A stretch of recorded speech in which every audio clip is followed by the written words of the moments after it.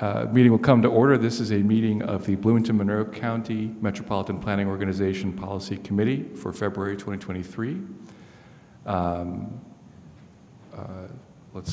If we can call the roll.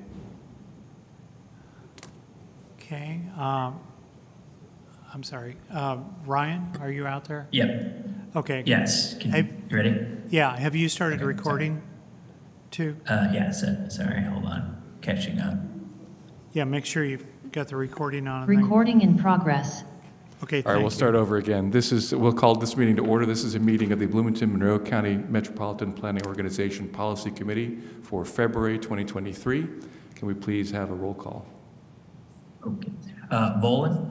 Here. Ridge? Here.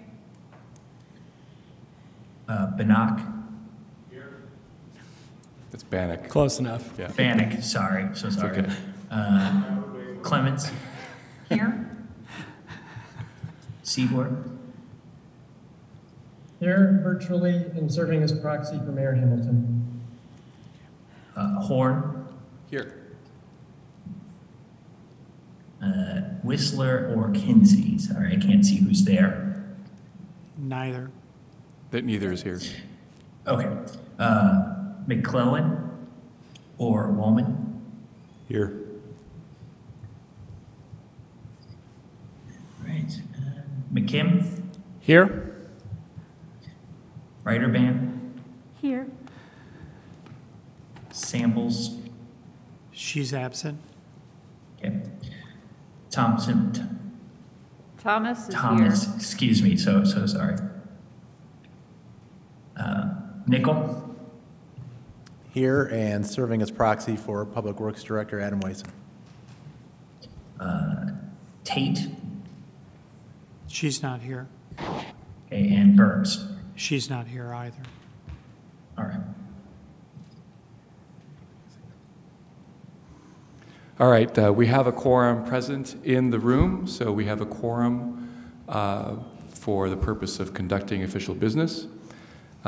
We will start with a recitation of the agenda.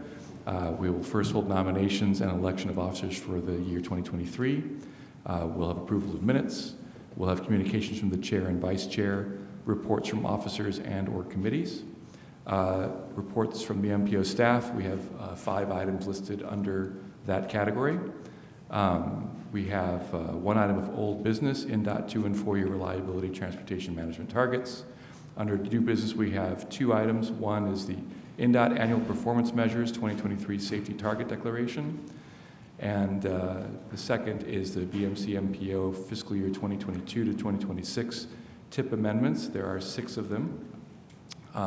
We will then go to public comment on matters not included on the agenda. We'll have communications from committee members on matters not included on the agenda. We'll review upcoming meeting schedule, and then we will adjourn. I will note that before we take a vote on the agenda that we have a full agenda today since we haven't really met since I believe it was October. So I'm going to try to keep everything moving as quickly as possible. Is there a motion to approve the agenda? Move to approve the agenda. Second. Motion and a second. We need to have a roll call vote since not everyone is here personally. So if we could have a roll call vote on the agenda. Volan? Say again? Volan? Yes. Sorry. Ridge? Yes. Bannock? Yes. Clements? Yes. Seaboard? Yes. Horn? Yes. McClellan?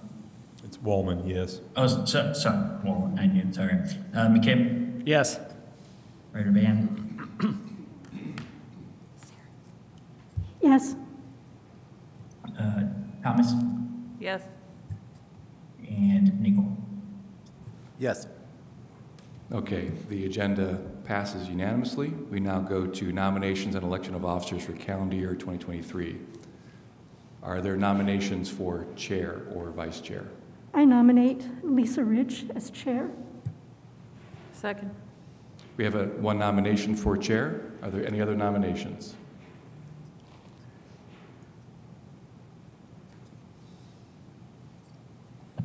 Last call for nominations. Well, I'll go ahead and nominate Sarah Ryder-Band for vice chair.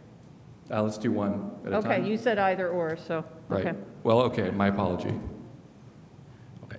Well, I guess I'm going to nominate Steve Volan to continue. Is there a second? Second. Motion and a second. Are there any other nominations for chair? Seeing none, since we have 2 nominees for chair, we can, instead of having to vote yes or no on any one, we simply have people declare who they're voting for. Before we go to a vote, are there any comments from either nominee? I'll start with Ms. Ridge. Did you want to say anything? No? Okay, I don't either. So with that, I will ask for a roll call vote on the chair of the MPO for 2023. Can we have a roll call vote? And please say either Ridge or Volan. Volan. Volan. Ridge. Ridge. Bannock.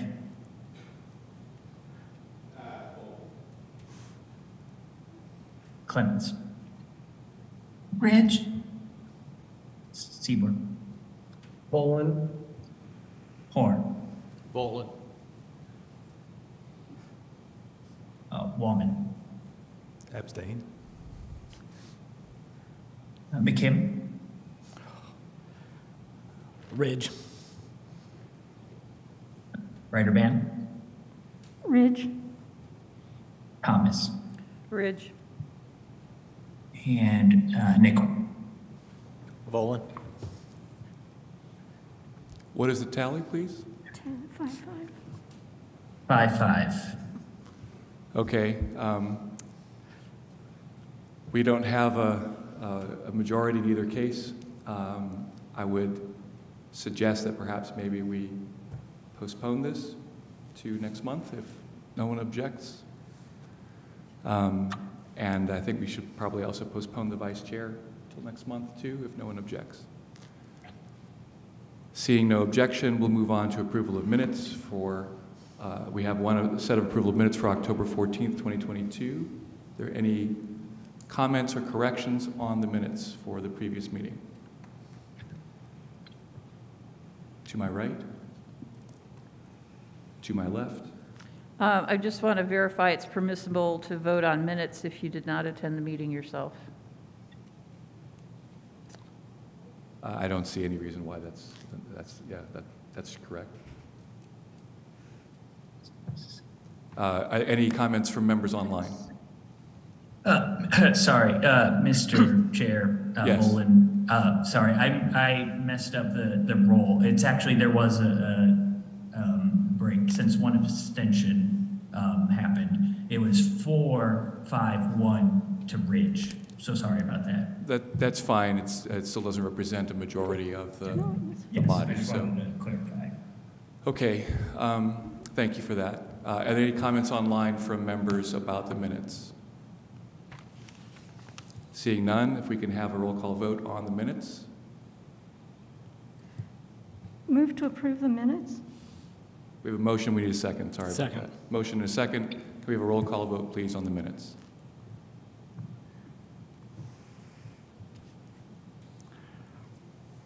Bolin. Yes. Ridge. Yes. Bannock. Yes. Clemens. Abstain. Seaborn. Yes. Horn. Yes. Wallman. Yes. McKim. Abstain. Ryder-Band. Yes. Thomas. Yes. And Nickel. Abstain. What's the tally there? 8-0-3. Very good. Thank you. The minutes are approved. We now go to communications from the chair and vice chair. I just want to say, first of all, I'm not sure who's online. Ryan, what is your last name? Roebling. Oh, it's, hello, Yes. Ms. Roebling. I Hi. didn't know who it was who was helping us today. Sure, If I could simply ask you to rotate the order of votes so that with the next vote start with Ms. Ridge and so on. So I would be the last to vote on the next item so that we're not going through the same order every time. That would Can do. Thank you. Other than that, again, I just wanted to reiterate that there's plenty to go through today, so I'm going to try to keep business as short as we can so we can get through as much of the agenda as possible, especially things that need to be done today, so that we can be done by 3 o'clock. Otherwise, that's all I have.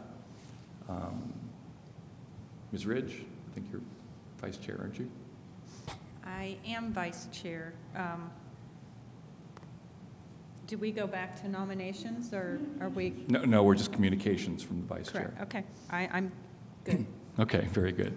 We go now to reports from officers and/or committees. Are there any? I think we're having a report from the Citizens Advisory Committee.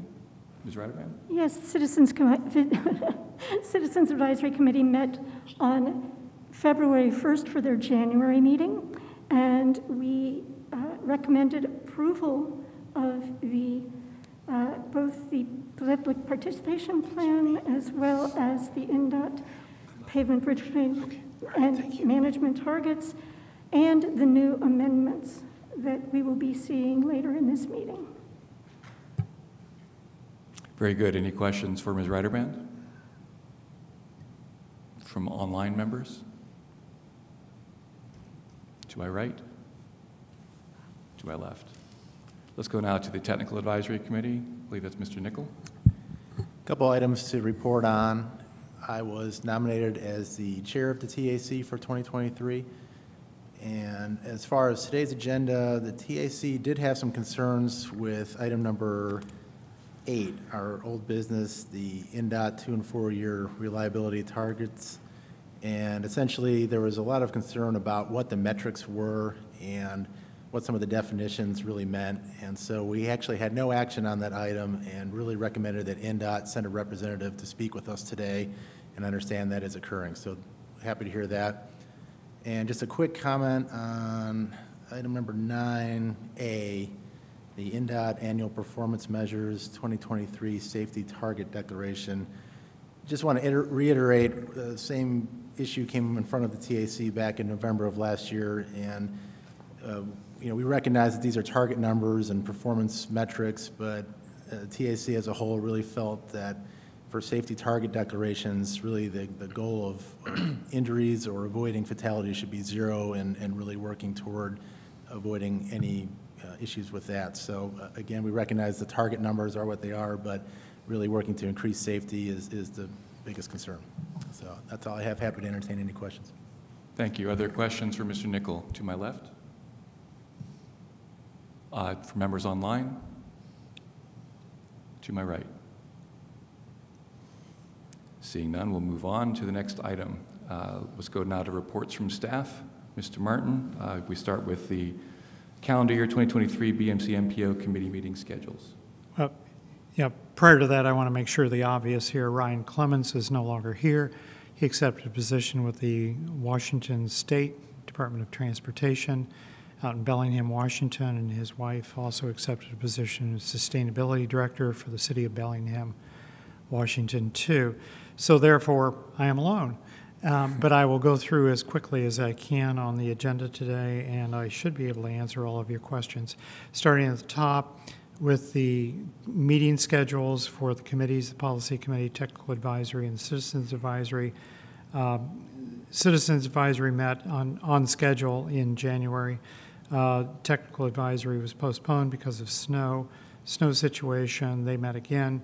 They moved to last Friday and met. And then this is the first meeting of the Policy Committee. We've shifted the Policy Committee meeting so that way it makes more sense in terms of the appointments, board's appointments to the Policy Committee, because usually by the time we have those, sometimes they change later on in the month in January.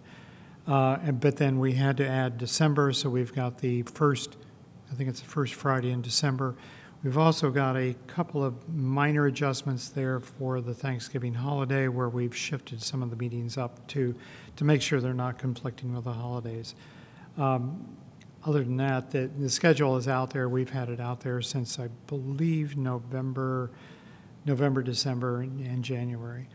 Metropolitan Planning Organization 101, the introductory overview. I did an update to that again with the new metrics that we've got added from the Federal Highway Administration, Federal Transit Administration. One thing I might want to add is at the very back, when it talks about resources, we added in the fact that the Indiana Department of Transportation now has a mobile app, and the mobile app is I can't remember which two mobile phone platforms, but anyway, there's an extra way to contact INDOT besides the INDOT for you, besides the regular email, besides good old-fashioned email, and besides the 1-800 number.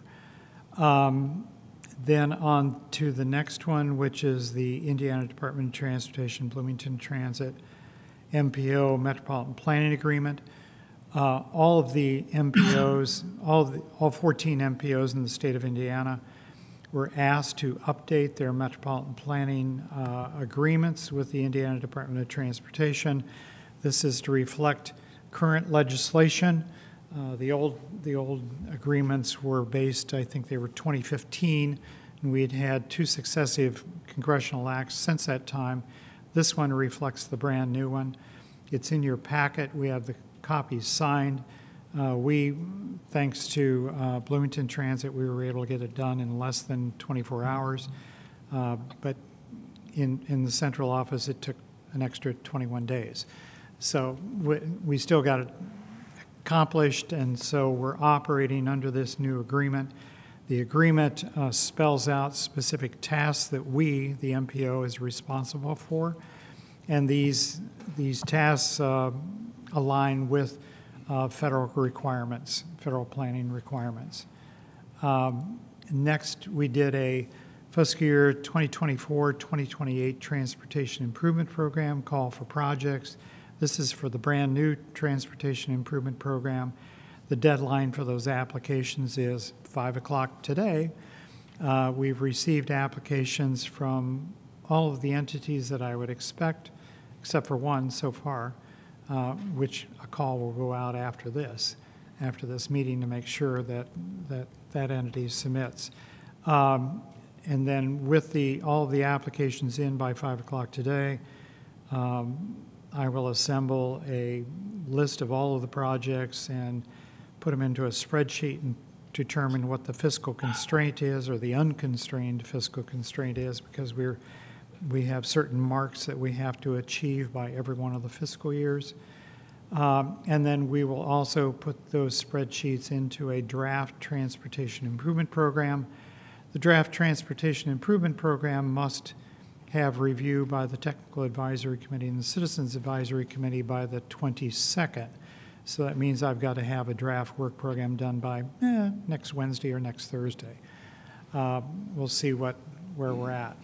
After that, we have the fiscal year 2023 Transportation Improvement Program call for project amendments. This is only fiscal year 2023. This is Carbon Reduction Program and Protect Program formula funds. These are brand new monies signed into law under the Bipartisan Infrastructure Law. However, they didn't become available to the Department of Transportation and didn't trickle down to the MPOs until after October 1st of this year. So we have roughly $725,000 in those funds available that we must spend by June 30th of this calendar year. We did the call for projects. We have 3 applications received in. There was an issue of unconstrained request. One of the parties agreed to constrain their request, and so therefore we now have fiscal balance. Those 3 project amendments are at the end of your packet, and we'll consider those today. Oh, yeah, and I'm at the end. I didn't realize it. I'm sorry. That was very expeditious report. you. Are there Yeah. questions for staff on any of the items you discussed? Mr. McKim? I'm sorry, what is Protect? What's the Protect program? I can't spell it out, but it's environmental protection funds. Work activities that protect the environment, such as the way you do your excavation, the way you're planting trees along trails, things like that. It's a list of about 12 different items, and I don't have them, I'm sorry, I don't have them committed to memory. That's okay, that helps though. Okay, Thank you. yeah. In the call for project amendments, which went out January 6th, I think it was, something like that. Oh, no, February. It went out in February. We had the list of items in there that were eligible activities for Protect, and the list of items that were eligible activities for carbon reduction. Carbon reduction has something like 21 different things. The qualified Protect has fewer. And the funds for the Protect program are small right now. They're only about $129,000 a year, but every dollar counts. Okay. Great, thank you. Yeah. Further questions from members online? For our staff? To my right? Questions? To my left?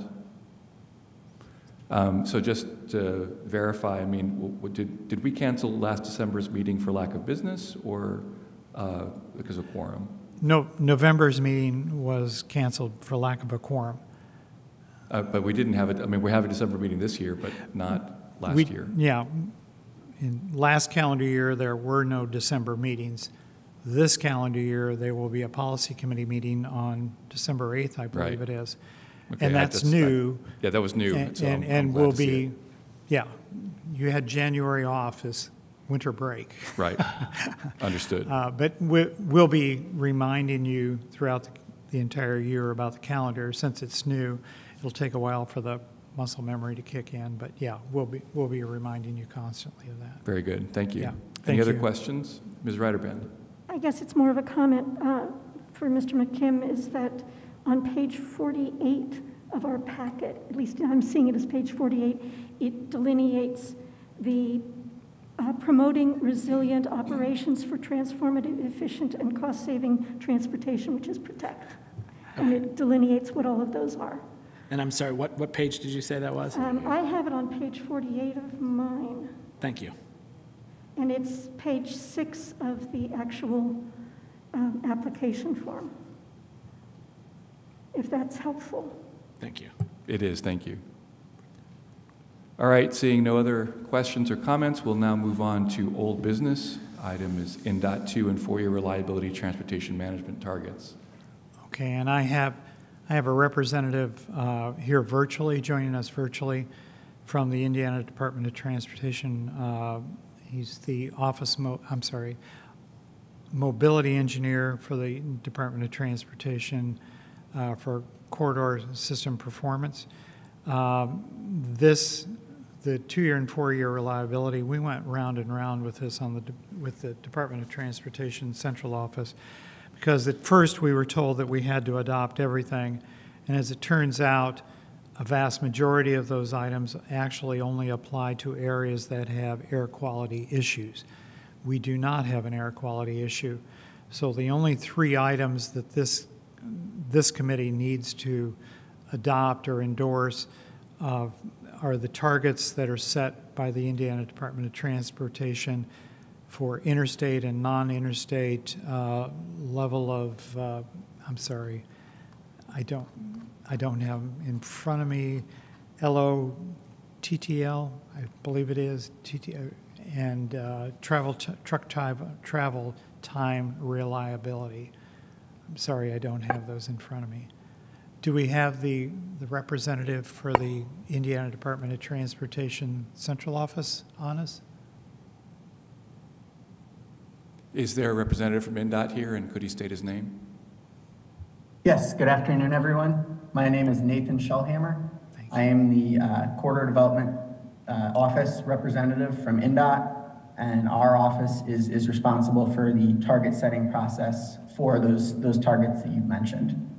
I will note right off the top that there is a list of targets, as you've all seen.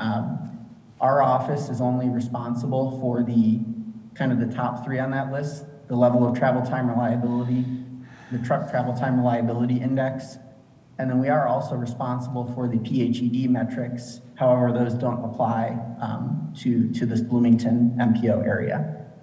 And then as you said, and I'll just clarify, the remainder of those metrics do not apply to the Bloomington area, and the reason for that is Federal Highway sets a requirement that the area must be in CMAQ non-attainment. That's requirement 1, and then requirement 2 is a population requirement, and I believe that number is 200,000. And so as long as you don't meet both of those requirements, you don't have to do the peak hour excessive delay metrics. And that's why you see Chicago, Northwest Indiana, and Louisville and South Bend on that list, because they met those requirements. So in this case, the Bloomington area is not responsible for those. Does that complete your presentation? Yeah, I can take questions if you'd like. If it's helpful, I can explain the metrics, but I guess I'll leave it to you as to what would be most useful. Thank you for the presentation, Mr. Shellhammer. Mr. Martin. Yeah, excuse me, I might note that I added a memorandum in the packet. The memorandum outlined exactly what the criteria are and how they're calculated. This came directly from Nathan, and therefore I just put it into a memo form so that way you had it in front of you in terms of text. Very good. With that, we'll open the floor to questions on this item. Are there questions from members of the PC? To my left? To my right? Online? I guess I might try to pose a question or two. Mr. Seaborg, go ahead. So just to make sure I'm understanding everything correctly, there's the memo in our packet that lists a number of performance measures. It sounds like all that we as a body really need to be considering and voting on are the top 3 items. 2 that relate to essentially reliability on interstate or non-interstate facilities, and then the truck travel time reliability. So I just wanted to, I guess, first verify that that is correct. Yes. Okay, thank you. Yes. And then the follow-up question I have is actually, I think, for maybe for Mr. Nickel, the representative of the Technical Advisory Committees. I guess knowing that what we're looking at now versus maybe some of the conversation that the Technical Advisory Committee had, were many of the questions or uncertainties on other items, or were there some questions still on these items that maybe we could ask the INDOT representative to help us with? Sure, and looking this over, I think a lot of the concern was more of definitions of what exactly some of these performance measurements mean. And there was a concern too about, some of it looked like there was actual increases, and that was an area of concern in the TAC, and we wanted some clarification on that. Okay, thank you. And so maybe one question I might pose, and I forgot your name already with INDOT, but I guess we see the targets, or I see the targets in the packet. I'm maybe just curious how those targets compare to what might be the current status. Like, are they tracking, just maybe for reference? So you're asking how the targets relate to actual performance? That's correct. Sure. So first, I'll preface this by saying we all obviously experienced the pandemic. That kind of changed our targets pretty dramatically. But if you put that aside, for instance, in 2021, I'm just looking at some numbers on my screen here. Our interstate level of travel time reliability measured value was 94.2%. And so that is slightly above the proposed targets that you're seeing on the screen there.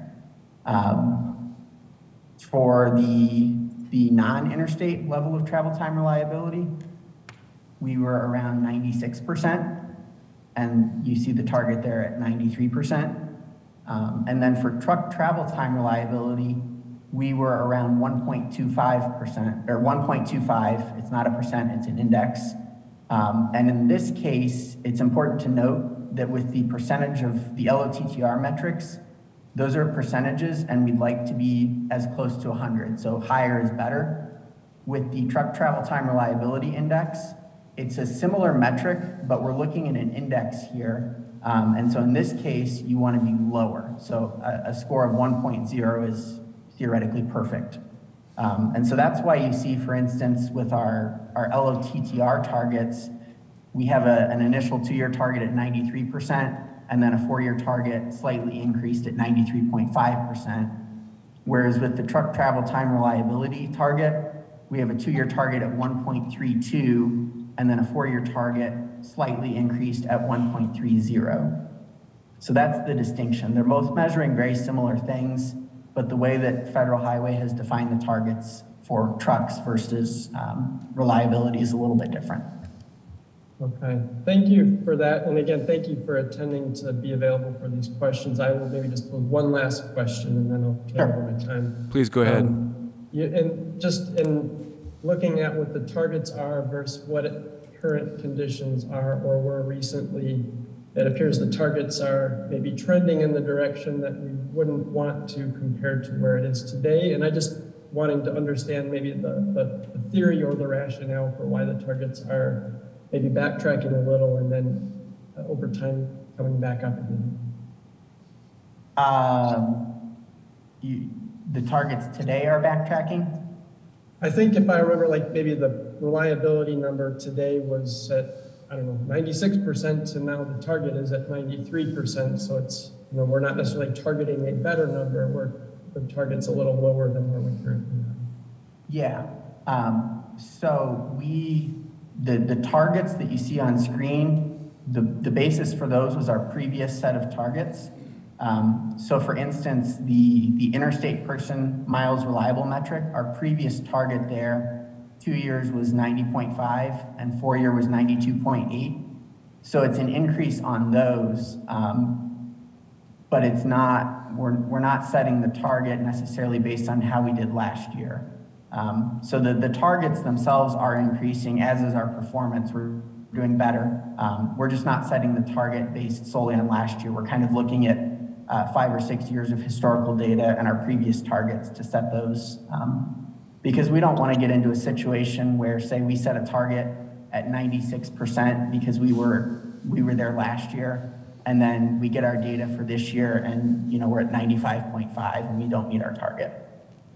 So there's some historical data in there that we're looking at, and we're trying to be a little bit conservative with our targets so that they're showing improvement, but they're still attainable for us as an agency. Especially at the beginning when we didn't have a feel for the day.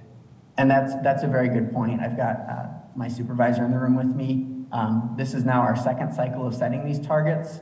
So we set them a little bit conservatively at the beginning because we're still kind of gaining a feel. And now with these targets, we have a better sense for where we're going. So they've continued to increase a little bit. Thank you for that. That really is helpful to me. And I know I've already asked a lot of questions, and if anybody else wanted to ask, my next might be, but I won't ask it, is what happens if we don't meet these targets? But I will defer to the group as I've consumed a lot of time. Thank you both for that discussion. Is there any other questions for the representative from MnDOT? Mr. Chair, can I? Ms. Reiterband. Oh, wait.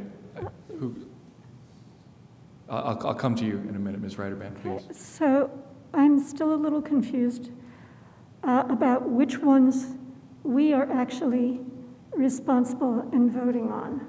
I'm told that the first 3 don't apply to us, which are the interstate, the non-interstate, and truck travel. Great. So the other targets that we're looking at, I'm looking just at the emission reduction ones. And I understand that we are voting on them because they apply to the entire state. It's still somewhat alarming to see the increases from the 2-year to the 4-year targets in something as simple as CO and that carbon monoxide rising from 330 to 520. Now, I realize you want to do something that may be realistic for the future and for the future of travel across the state. On the other hand, I'm alarmed that we are targeting high numbers, and I realize if we don't meet the targets, then we will be penalized as a state, and the INDOT itself will be penalized financially. So I'm still worried about what we are doing as a state to reduce the amount of pollution that we are creating, not only in the highly moved areas like the northwest part of the state or down near Louisville, but how that affects all of us and the health consequences of these increasing emissions across the state. So maybe you could address that for me. Why are we rising precipitously, I would say, and what are we doing about it? So I appreciate your question, thank you. And just to clarify, those targets at the bottom are set by a different group at INDOT. Unfortunately, that's not something that I'm involved with. I'm only involved with really the top 3 targets that I've talked about, and then the peak hour excessive delay, which again is not applicable to Bloomington. So I can refer you as a follow-up to the group that would be responsible for the emissions, but that's not something I have information to be able to provide an answer on today. I can only speak to the level of travel time reliability, truck travel time reliability index, and peak hour excessive delay metrics. But I'd be happy to share contact information for the group that you could ask those questions to directly. And I don't want to spend a ridiculous amount of time on this, but how do you actually determine my person mile reliability? Yes, so I'll try and explain this very briefly. Essentially what is done is we're looking at all of the segments of roadway that are part of the national highway system. So for instance, in the Bloomington area, this would be I-69, this would be a portion of State Road 37, and this would be State Road 46, I believe. So it's not any local roads because it's federal, the federal requirements are only looking at the national highway system. What's being done is we're calculating through the use of probe speed data and travel time information on all of these segments, a travel time index looking at the 80th percentile and the 50th percentile travel time. So kind of that peak hour travel time divided by that maybe average or non-peak travel time. And we're doing that for different time periods throughout the day. And then what's being done is basically a volume and length weight for the segments and then across the entire state. And so what you end up getting is a total number of person miles, and that person miles comes in, there's an average occupancy for each vehicle type, cars, trucks, buses that's used, and then we know the volume of traffic on each individual segment. And so there's a total person miles that's considered reliable. Federal Highway has a definition for reliable versus not reliable. And then there's a total person miles. And so we're just comparing the, again, length and volume weighted number of segments that are considered reliable to the total. Thank you. And so if that number were 100%, for instance, every segment would be considered reliable when you weight by person miles and volume and length. Thank you. Does that kind of explain it? I'm trying not to get into the technical details too much. Thank you. Thank you. I don't want to confuse anybody. I know that I don't have a drone on my back. Okay, thank you. Thank you. Sure. Mr. Nickel, question? Thank you, Mr. Chair. Just a couple items to follow up on that Mr. Sieber and Ms. Reiterman brought up.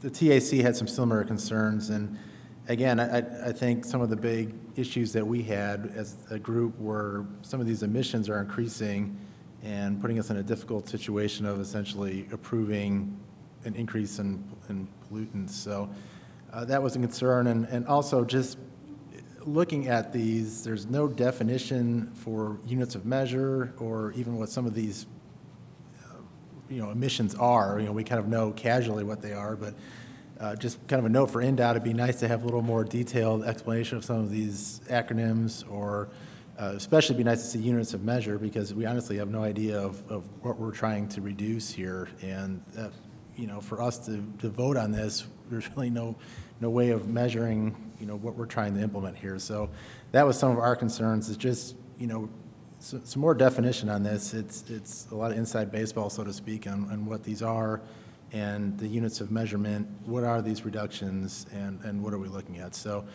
just from the TAC's perspective and our conversation today, that's a big concern for us.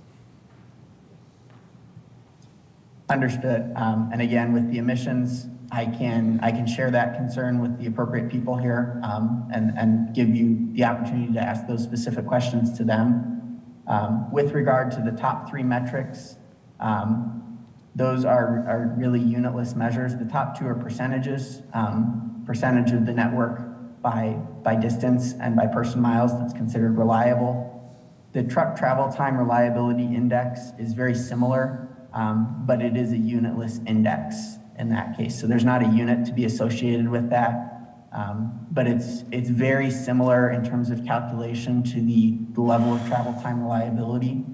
The only difference there is that we're doing a weighted average of the value for each segment, and we're not computing it as a percentage, we're computing it as a weighted average index. And we're only looking at truck traffic, whereas the person miles reliable measures are looking at all traffic. So that's kind of the distinction there, but definitely understand the desire for units. And I think in the future, we can definitely provide some additional explanation as to exactly what these metrics are looking for. Mr. Nickel, if I could jump in here, I do sense a certain reluctance to adopt measures that the people voting don't understand. Does this have to be adopted at this month's meeting, Mr. Martin?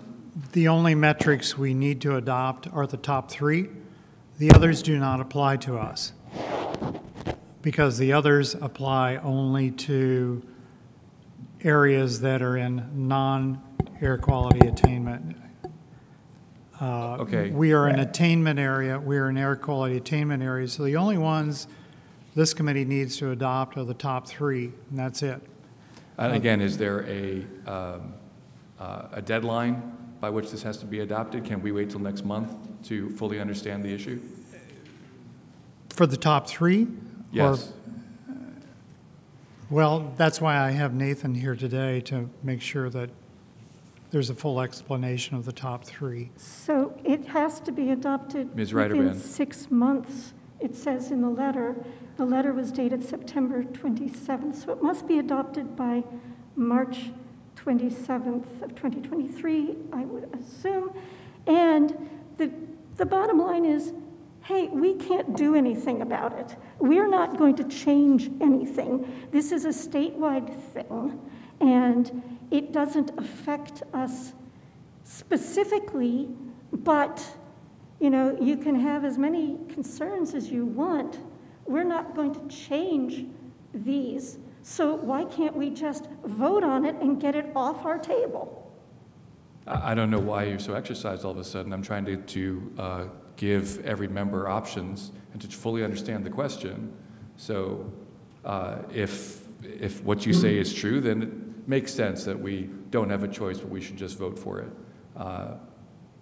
So I'm sorry for making that kind of orderly inquiry. Are there any other concerns from members about voting now versus postponing? Since Ms. Reiterman has pointed out that we could adopt it at next month's meeting. For members online? I would like to know why we need to vote on it if we don't have a choice. That's a very good question. It's a very good question. But that's a reason to postpone. Mr. Martin, do you have a response to that? In the memorandum, it says 23 CF Code of Federal Regulations 490. It stipulates that it's part of the congressional law.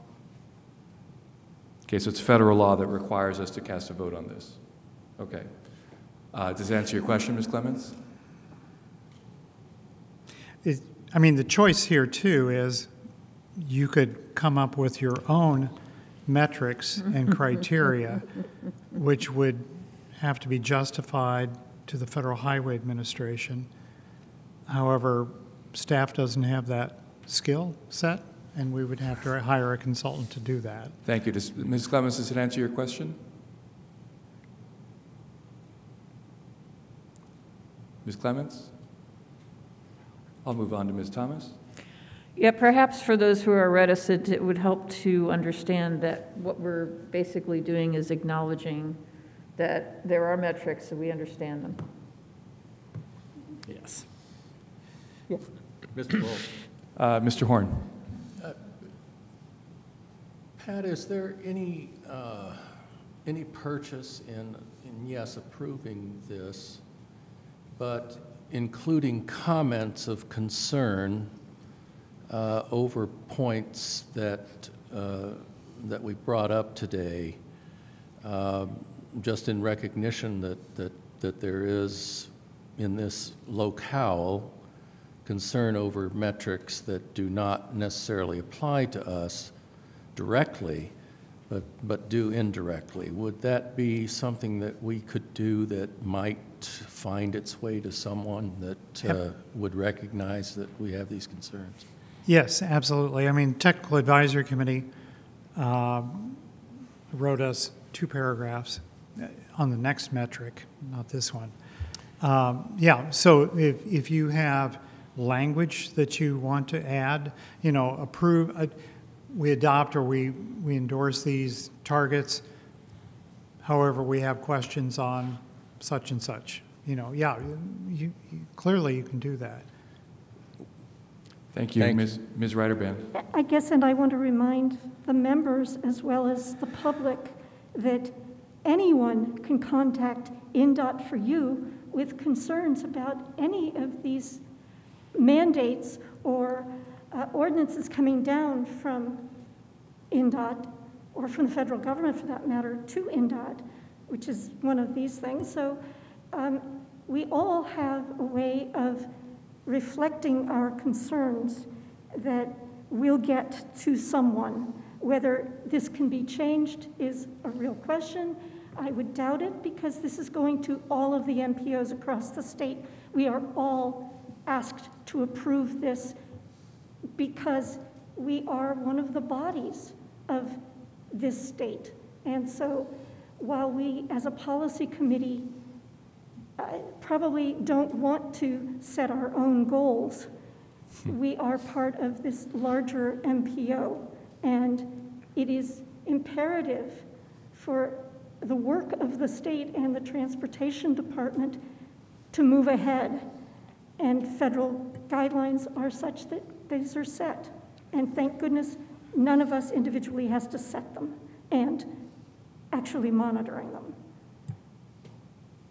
Thank you. With that, is there a motion either to accept these settings or to postpone to the next meeting? I move to approve. Second. Motion and a second. Can we have please a roll call vote, Mr. Roebling? Can I ask a quick question or clarification? Mr. Seymour, please go ahead, but make it quick. I just wanted to clarify, are we voting on all of the performance measures, or is this limited to the 3 performance measures we are being asked to vote? The point of clarification. Mr. Martin. I'm sorry, the point of clarification, Mr. Chairman, just the top 3. Top 3 only. The others do not apply to our area. Okay, So, Mr. Seaboard, does that answer your question? That does, thank you. Sure. Okay, I did neglect to go to public comment. We have nobody in the chamber to make public comment. Is there anyone online who would like to make public comment on this item? Please raise your hand in Zoom or type into the chat. Mr. Martin, do you? I'm not sure who's running the Zoom, actually. I do not see anyone from the public. Very good. Thank you, Mr. Roebling. All right, if that's the case, then can we have a roll call vote on this item? Yes. Ridge. Yes. Yes. All right. Bannock. Yes. Clements. Yes. Seymour. Yes. Horn, Yes.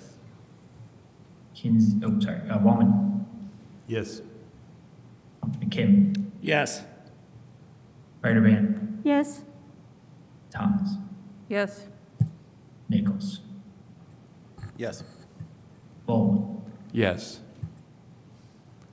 And that passed unanimously. We'll now move on to the next item, the BMC MPO fiscal year 2022 to 26 TIP amendments. Mr. Martin, would you like to present? Oh, by the way, thank you, Mr. Shellhammer, for the presentation from INDOT.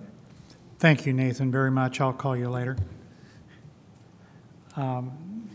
Okay, I'm sorry. Next item are the performance measures, the annual performance measures for safety target declaration. Oh, I'm sorry. I skipped a step. Yes, right. We're at the INDOT. The next item is INDOT Annual Performance Measures 2023 Safety Target Declaration. I'm sorry, I wasn't paying attention myself either. I accidentally skipped ahead. That's okay. These are the annual performance safety target declarations for the Indiana Department of Transportation. These are statewide.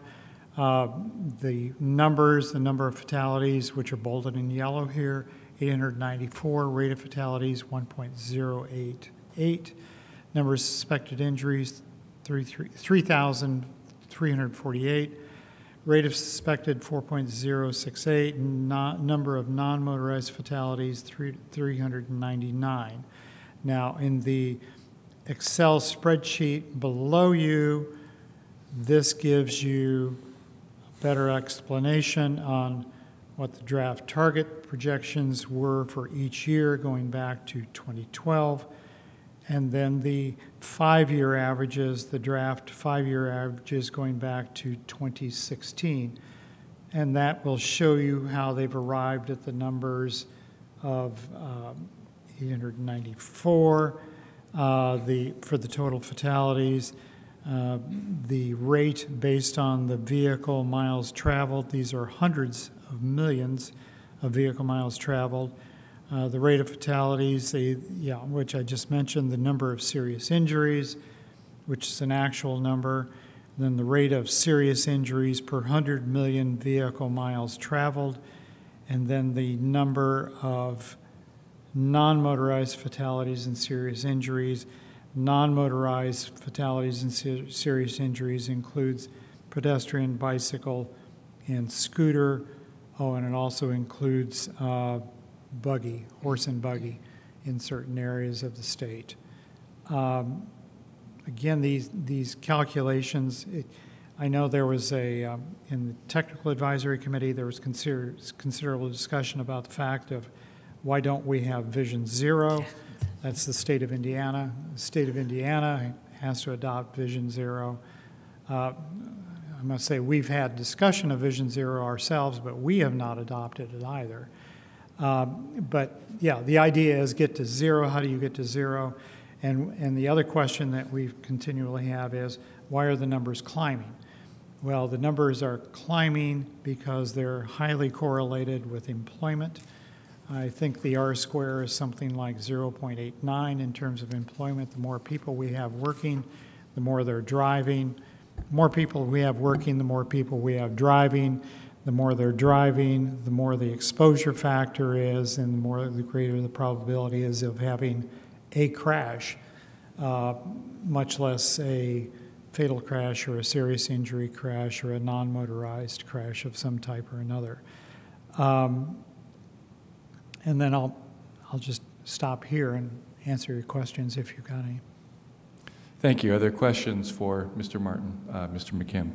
Thank you. Yes, I'm sorry. Can you explain again what the non-motorized fatalities and serious injuries mean? Does that mean no vehicle involved at all? Correct. Like somebody just falls off their bike or runs into a bicycle, pedestrian, scooter, or horse-drawn buggy.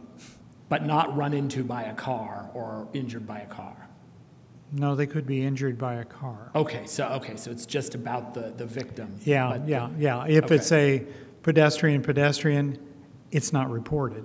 If it's a scooter pedestrian, that's not reported. If it's a bicycle pedestrian, that's not reported either. So these are all involving automobiles or trucks or some sort of mechanized vehicles of some type. Thank you. Yes. Further questions? To my right, Mr. Nickel. Sure, just a quick one, and this was mentioned, but again, just from our TIC discussion, we certainly respect that these are projections and, kind of estimates, but again, these are fatalities and major injuries and serious injuries. So I think just the intent should be, zero for both of those. So, while we appreciate what these are, kind of keep that in mind.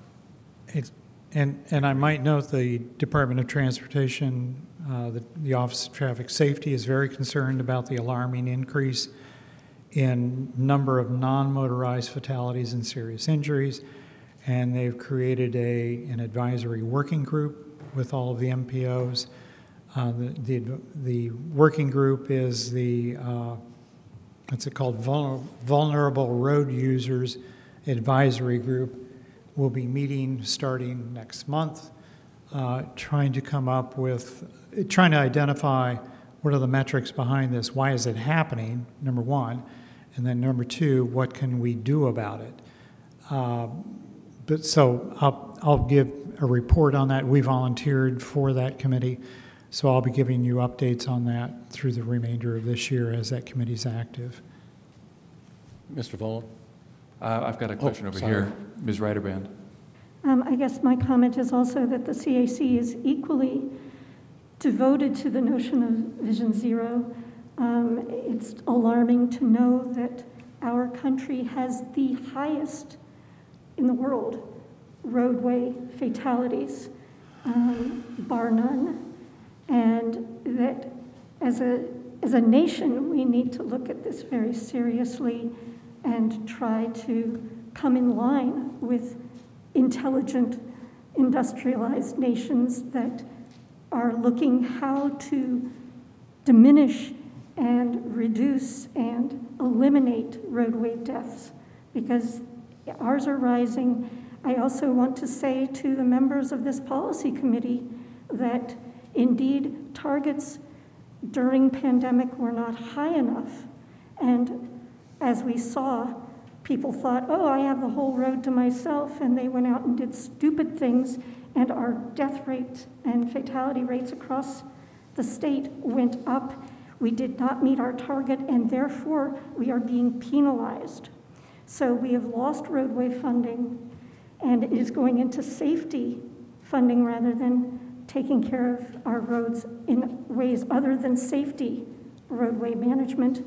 So there are actual repercussions to not creating sufficient leeway in our targeting.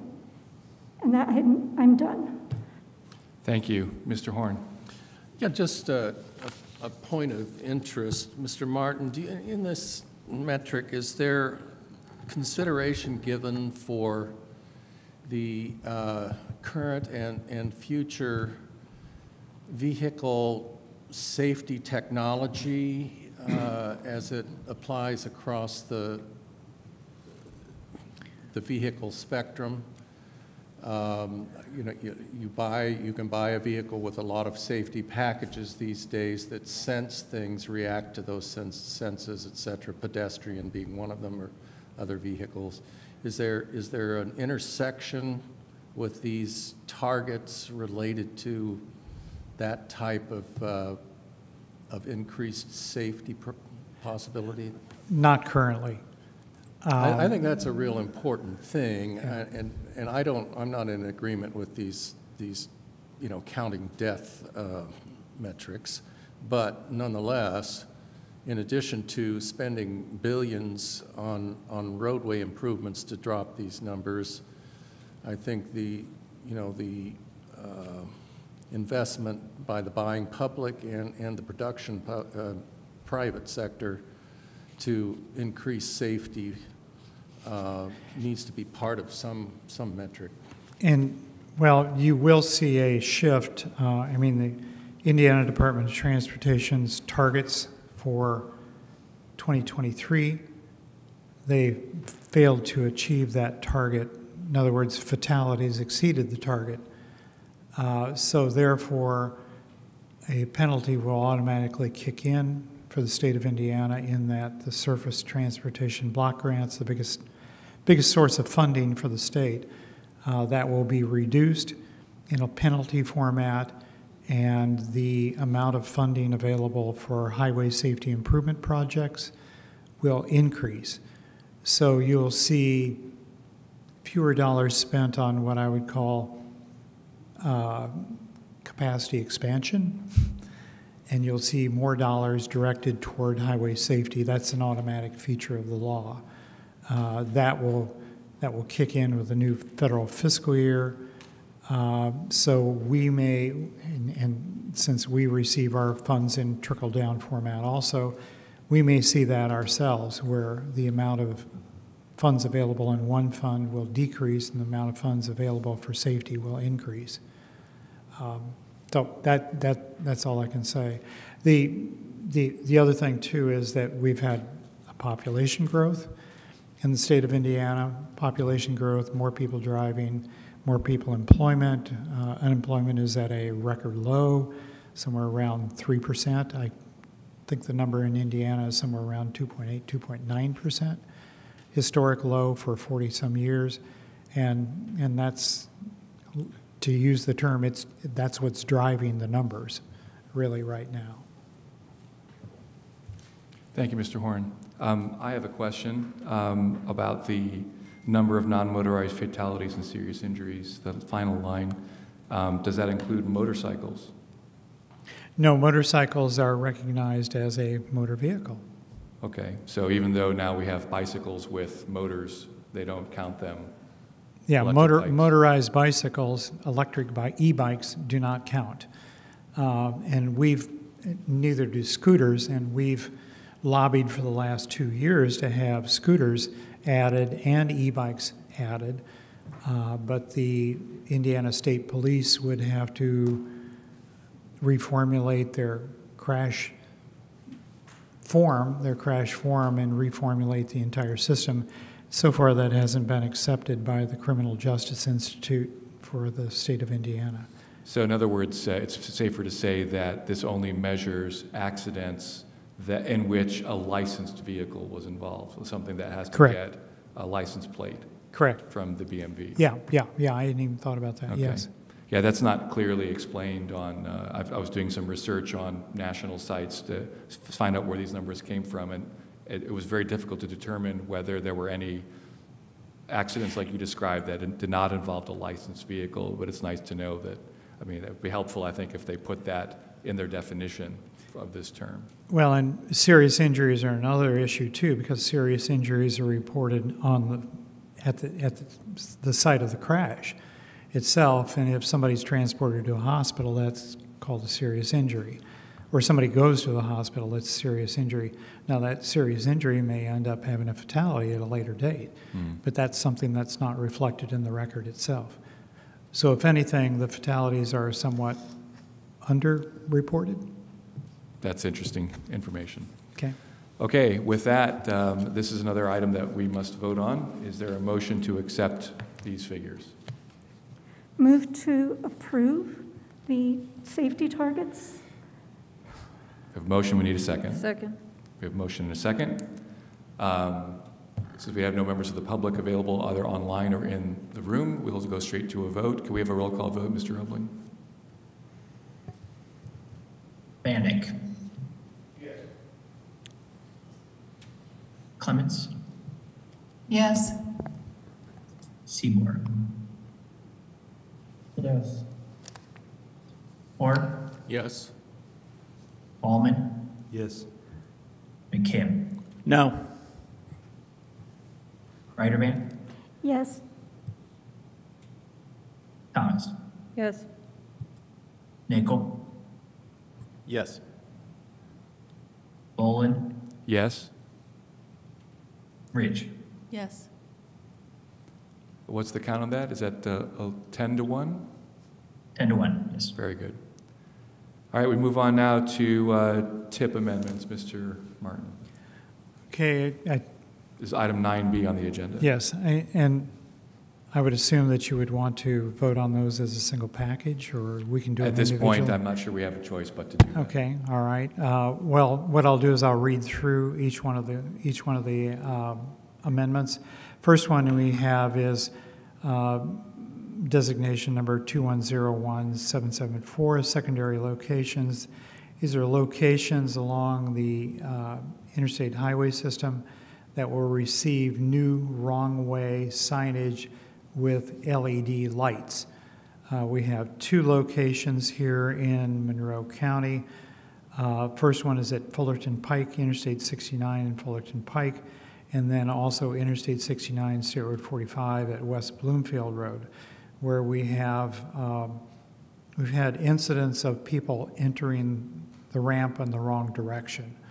So what this would do is this would add LED lighting in such a way that would trip as soon as someone would be entering the ramp in a wrong direction, and therefore realize what they were doing.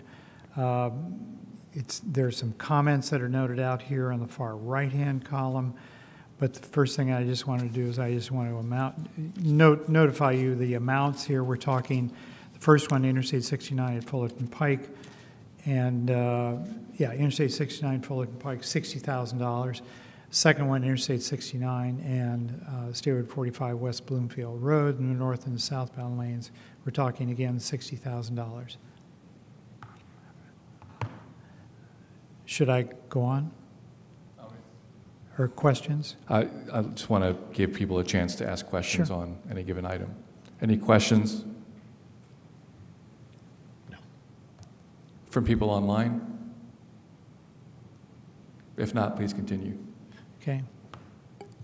Also noted, those were 24/7. Those LED lights will be operating 24/7. Okay, the second application I have is from the Indiana Department of Transportation, project designation number 1700198. Location is 0.2 miles east of Interstate 69, Arlington, to 0.93 miles east of Interstate 69, Kinzer. These are intersection improvements with added travel lanes. This would be well, they've got the wrong year in here. Yeah, I think you have the wrong. They've got the wrong year in here. I emailed you a copy of I emailed you a copy of what. Oh, you did? Yeah. When did you? I'm sorry. While we're at the start of this meeting, when I was looking through the packet, I noticed this. Okay. Okay, wait, slow down. So the DES number is wrong? The DES number is correct. This is an old tip amendment form. So I think the wrong form got put in the packet by mistake. I believe that's correct. Wrong form. I mean, preliminary engineering has already occurred. This project is going to construction this spring? Yeah, 24. 24, fiscal year 24. So where it says fiscal year 2021, that should really be fiscal year 2024. So does it need to be corrected? Does it need to be withdrawn? We can withdraw it and put it forward next month. Okay. Okay. All right. Let's go on to the next one then. I apologize. I didn't proof this. I just assumed that it was correct. Next one is Indiana Department of Transportation, project designation 2101785. This is Seymour District lighting. This is repair or replace lighting at various locations in the Seymour District with LED lighting. No specified location. This is an as-needed project. We're looking at fiscal year 24, where the construction would occur. That one should be clear. Okay, the next one May I just ask, are Sure. these LEDs? Ms. Ryder-Band, would you please go through the chair? Well, I did, but you didn't. I'm sorry. You were busy. Please go ahead and ask him a question, but let me know before you do. Well, I had my hand raised. That's not enough, Ms. Ryder-Band. You need the acknowledgement of the chair. And he was moving on, and so I really wanted to make sure that I got my question answered. Do these LED units have a heating element automatically? Yes. Okay, thank you. Yes. Thank you. Please continue. Yeah, and there was a prior question too on the fact of, are we changing the guts out? And the answer is yes. Yeah, to include the LED lighting. Ms. Mr. Clements. Chair, my hand's been Yes. raised. I'm sorry. Mr. Chair. I can't see hands raised, so thank you for, you may interrupt because we can't see you, so please go ahead. Okay, thank you. And, well, it has to do actually with these lights and LED lights and this light replacement program. I find, and I know that other European countries actually have policies related to this. The brightness of those LED lights constrict the pupils, and it eliminates a certain field of vision that actually can make your peripheral vision more narrow. And I question, number one, the use of these bright LED lights and flashing lights like this, and whether or not they're actually as safe.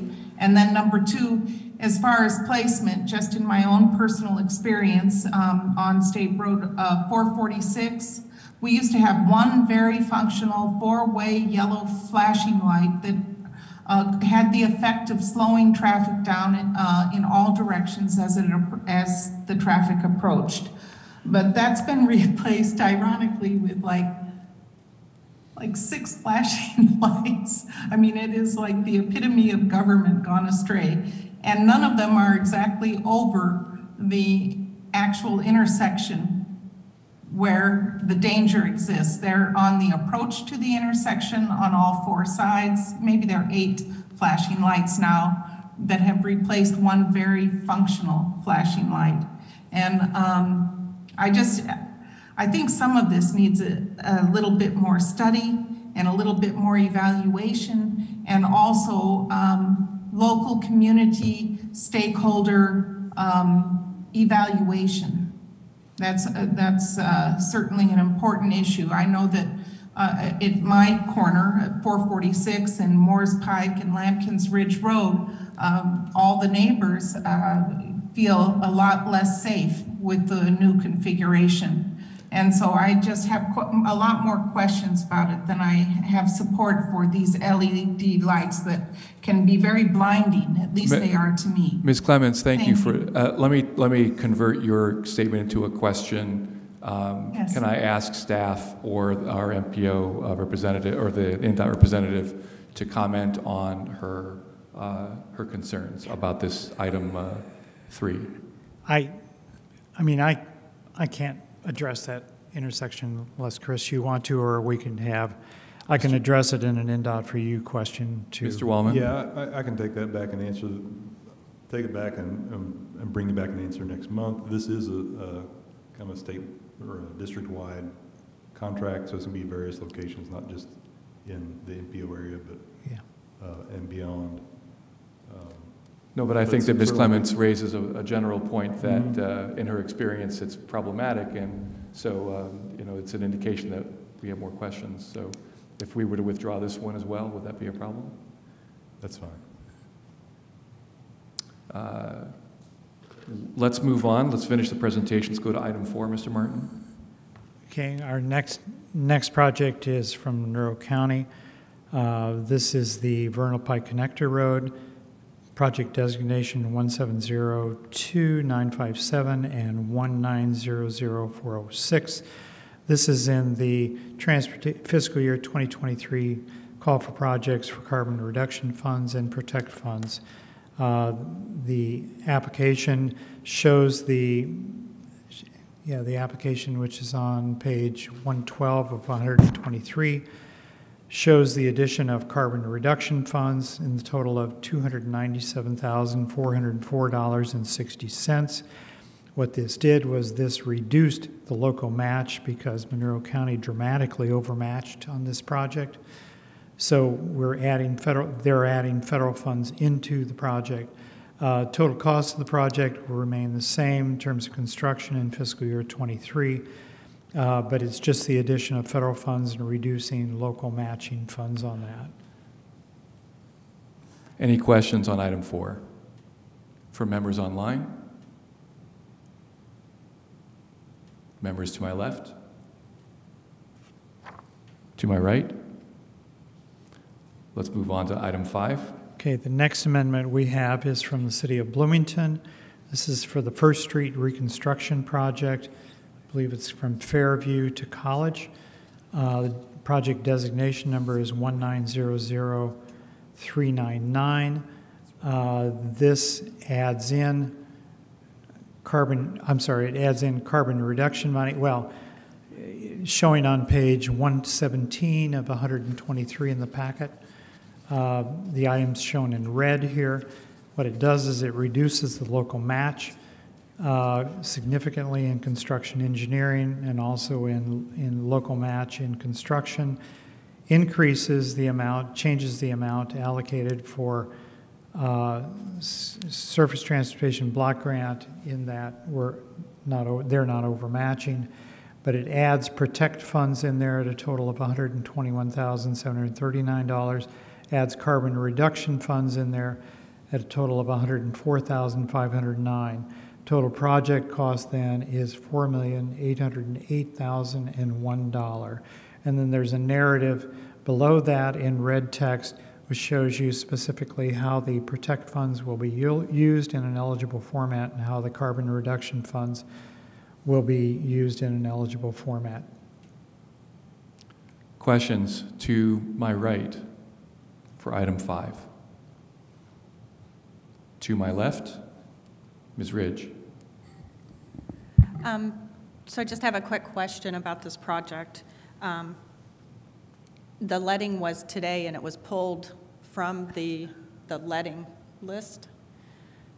If these STB funds and STP and the CRP funds are not used, and there's not a new letting date before a new fiscal year, I assume we just lose those funds. Andrew, you can. And I guess why it was pulled today. Mr. Seabour? Yeah, the First Street project on this form, on the page before that had all the dollar figures, you'll also see that we changed the anticipated letting date to May, so it still will be in this fiscal year. But there were some questions that came out that we're addressing, and that's just the next time that will get us on there. But we're still within this fiscal year. So a new letting date hasn't been set, you're just anticipating that that's when it will be? No, it's been set and coordinated within that. That's just how it's labeled on these forms as anticipated letting date. Okay, I guess it just concerns me because I believe we lost some funding last year that wasn't used. And I just hope that if somebody's not going to use all the funding, that we can use it and move it to another entity that could use it for funding purposes. Sure, I agree, and certainly don't want the MPO at large at all to lose any MPO. I did have a question, a general question about, well, sorry, I didn't ask for other questions from members online. Okay, I was going to ask in general, so I understand projects that involve state highways. I was a little surprised to hear that state roads 45 and 48 were not considered part of the national highway system, being state highways, but these are projects entirely within the city, and they're not, are they related to INDOT projects? Well, we had a quarterly tracking project meeting on Tuesday, I believe it was, of this week. Lisa, this occurred after you had already left the meeting, where we were informed that this project had been moved from letting this month to the May letting, and the amounts here are shown are correct. And as of last year, at the end of the last fiscal year, we left only, I believe it was $5,000 on the table because we reallocated everything in terms of using the IIJA money for Monroe County and also for City of Bloomington. We had an application in there for rural transit. That was the only one that was not approved, and that was where we left the $5,000 on the table. So essentially, we got as close to zero as we could get last year. Yeah, we don't anticipate leaving any money on the table this year at all. We'll do everything we can on that. Thanks, Patrick. Yeah. I'm sorry, Mr. Chair, I have a question. Yes, please go ahead, Ms. Clements. I'm just, would like to know if any of these modifications at the intersection of High Street involve the Covenanter Cemetery, and if so, has historic preservation? We're not at been that item involved? yet, Ms. Clements. We're not. Okay. We're on item 5 still. We'll Okay. get to that in just a second. Thank you. Mr. Martin. So like I didn't quite get an understanding of my question about like how are they? These aren't highway projects. Why are they in the MPO for approval at all? Like why aren't they entirely locally funded? They're federal aid projects. These are all federal aid projects. Got it. Okay. And anything that's a federal aid project requires approval. I mean, we could have done what I would call a modification, but the amount of funds that we're talking here, we were talking somewhere in the vicinity of $750,000. We decided to be prudent and show the committee the modifications here, and so we did that in amendment form. Thank you. I appreciate that. Any other questions on item 5 before we move to item 6 from any member? Seeing none, let's go to item 6. Mr. Martin. Okay. The last project we have for amendment into the Transportation Improvement Program is from the City of Bloomington. This one involves the High Street Intersection Modernization and Multi-Use Path Project, project designation number 220020, and this involves High Street from Arden Drive. Yeah, High Street from Arden Drive, and we have the addition here of carbon reduction. This is on page 121 of 123 in the packet. We have the addition of carbon reduction program funds here of $250,000, $250,480, and then Group 3 STP-BG funds, Surface Transportation Block Grants, $439,720, and the local match on that was reduced as a result of the project, and that's $172,550. Total cost of the project, and this is only for preliminary engineering in the current fiscal year, total cost is $862,750. Now, there's also in red text there an explanation of why the qualifying activity is eligible under the Carbon Reduction Fund programs. And then any additional questions about the project would have to be answered by Mr. Seabour. Mr. Seabour, do you have anything to add before we go to questions? No, I'm happy to answer any questions, though. We'll start with Ms. Clements, since she had a question on this item. Ms. Clements? Yes, I wonder if this involves any alterations to the Covenanter Cemetery. That's a good question. Honestly, at this point, the project has yet to be initiated. We're still waiting on the federal funds to show up in the state's Transportation Improvement Program so that we can officially issue notice to proceed to start the design phase of the project. So it's too early to really say what impacts will be.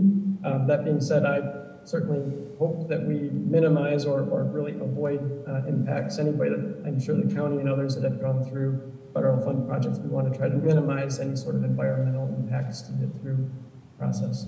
Have you been coordinating with the Historic Preservation Committee in advance? Because, I mean, it looks impossible to me that you would not be altering the Covenanter Cemetery, and that is one of our prized areas. We have not yet initiated coordination with folks as we have not yet initiated the project. Thank you. Thank you. Further questions on item 6? To my right? To my left?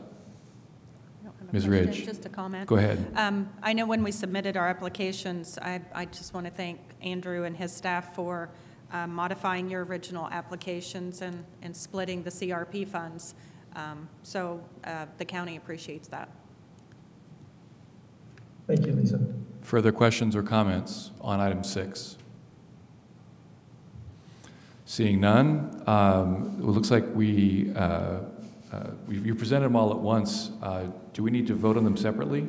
If we can. That's up to the committee. Okay, I would ask for a motion to include items 1, 4, 5, and 6. Ms. Reiterbaum.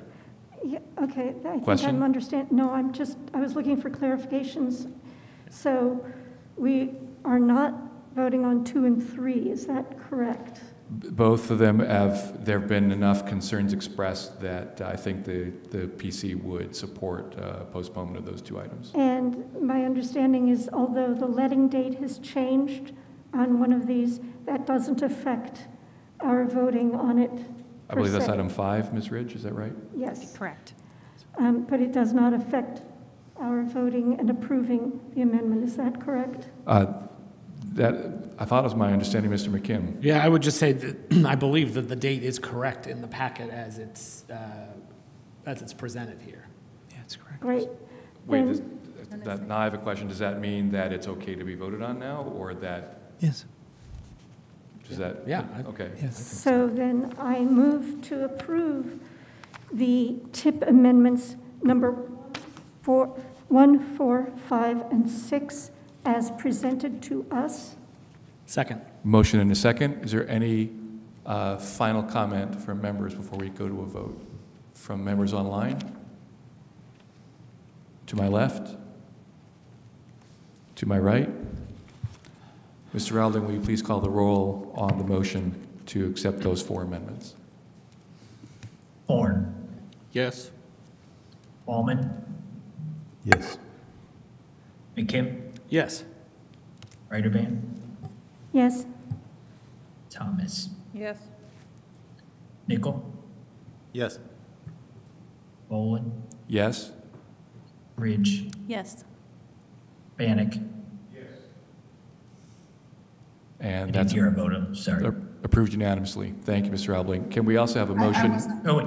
Oh, I'm so sorry. Hold on. Yes. Sorry. I didn't hear a Bannock, and I have 2 more. Sorry.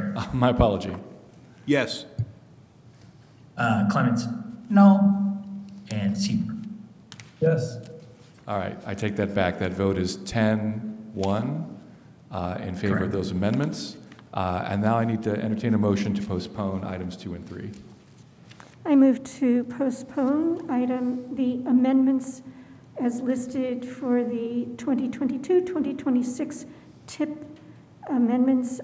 That would be items number 2 and 3, DES numbers 1700198 and DES number 2101785.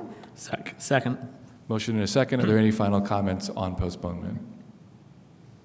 Seeing none, Mr. Rowling, a roll call vote on the postponements. Wallman. Yes. McKim. Yes. Ryderban. Yes. Thomas. Yes. Nickel. Yes. Bolin. Yes. Ridge. Yes. Bannock. Yes. Clements. Yes. Seaboard. Yes. Horn. Yes. And that postponement passes unanimously. Thank you all. Are there any members of the public online, Mr. Robling? We can't see from here. Yeah, sorry. There are 2. All right. But this is the time now for public comment on matters not included on the agenda. Since there are no members of the public in the room, if there's anybody online who would like to speak on an item that was not on our agenda, now's their opportunity. If they'd like to, they can raise their hand in Zoom. Do you see anybody who'd like to speak? I have no raised hands. Okay, we're going to move on to communications from committee members on matters not included on the agenda. Are there any communications from members? To my left. Online. To my right. Just a brief Mr. one. Nickel. For the TAC, we did not have a meeting in January due to the snow event, so we're meeting again later this month. So TAC is so nice, we're doing it twice this month. So that's all. Thanks very much. All right, moving on to upcoming meetings. The Technical Advisory Committee, are there topic suggestions for future agendas from any member? I would like to hear something about LED lights and the effect on the public and the safety of LED lights and their placement. Can that be done in the context of the amendment, Ms. Ryderban, that we just postponed? Or do you want a separate presentation? It can be, but I would like to actually see a presentation of some sort so that we have a better idea if that's what's postponed, this particular amendment. I want to hear something really specific about the studies that have been done. Mr. Martin, can we add that to the agenda for next meeting? Can you make a note of that? I'll have to find an expert from the Department of Transportation. It seems like it's in order, so. Yeah. But let's talk about it afterwards. Yeah, Ms. Thomas. I'll do a search and see what I can do. Thank you. Yeah, Ms. thank you. Thomas? Yes, I would ask that future agendas next to each agenda item on the initial pages, the table of contents page, that there is a page number corresponding to the correct page in the packet so that it is easy to find the item from the agenda page in the packet. In other words, take the agenda, take the packet and number all those pages? The packet pages are already numbered on PDF. Yes. So just using those page numbers, identify on the agenda what I see page what you number. mean. Yeah. This is called Bates numbering. We've started doing it in the city council Excellent. too. Yes. We can arrange that. Thank you. Okay. Thanks. Thank you. And next month's will be even more complicated. Just a heads That's up. why I'm asking. Yeah, just a heads Question. up. To Yeah. my right, Okay, Mr. thanks. McKim. Yeah, I'm sorry. Yeah, we're done with that. Okay, yes. So this is kind of this is really a comment in the context of a possible suggestion for a future topic that we heard earlier, which was an explanation of the those emissions reductions targets that there was some concern about. It actually, in looking at the definitions in the law, they are actually those numbers represent reductions, and so going up is actually good. Going up is what we want. That means that we are reducing CO2. Those CO2 numbers going up is exactly what we want. Okay. I know sometimes it's hard because some of these higher is better and some are lower. Some of them lower is better. These are all good suggestions for the next meeting. If you can take a note of that, Mr. Martin, we can discuss it for preparing for the next meeting. Any other topics for future meetings from members online? Maybe just a really quick comment for when we have the conversation about LED lights. Just for me, a clarification is, are we talking about like street lights, or are we talking about like light bulbs that are in traffic signals? Like that kind of clarification would help me. Thank you. Okay, I mean, I can speak with the individual members to get clarification about what exactly everybody wants. I'm happy to do that afterwards. We're just trying to get this meeting done. Any other members online with a topic for future suggestions, or to my right? Seeing none, I believe that completes we have upcoming meetings. I'll just read them off. The Technical Advisory Committee meets February 22nd at 10 a.m. in a hybrid format. The Citizens Advisory Committee meets the same day at 6:30 p.m., also hybrid format. And the next meeting of this body is March 10th at 1:30 p.m., also in hybrid format as today. With that, there's no other objections. I'll call this meeting adjourned. Thank you.